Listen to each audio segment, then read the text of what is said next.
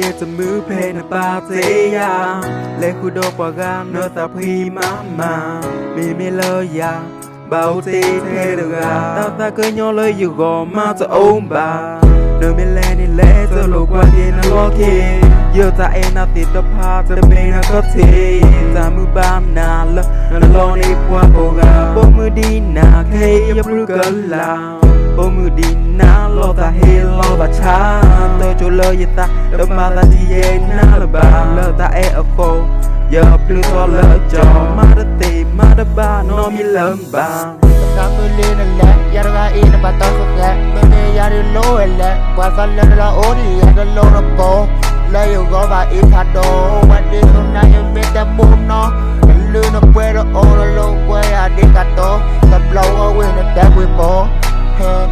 mẹ ta là xả bắt đồ để cho phố quê đó bà nó mê bà nó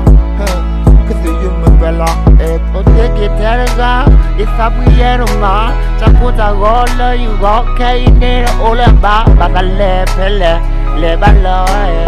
để ô đòn nào đi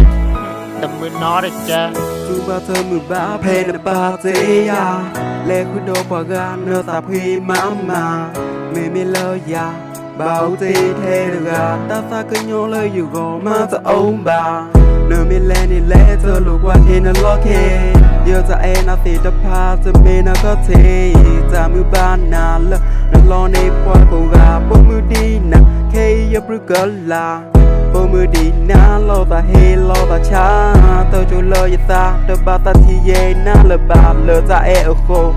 giờ đưa cho lỡ cho má đã tìm má đã bạn nó mi lớn bà nhà wa era to nó tên là lo đam mê